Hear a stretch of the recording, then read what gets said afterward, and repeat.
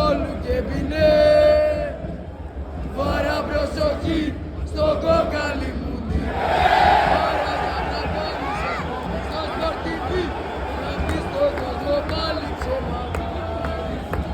Και προπαγάνδα στα μικρά παιδιά. Είσαι πουτανάς γιος του κόλλου ο παδός.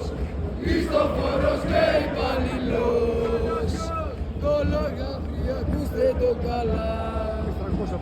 Όσο μαλακές είστε στην 7, Ρουφιάνοι στην 8, πουτάνες στην 9, στη 10 σας γαμνέται η μαμά.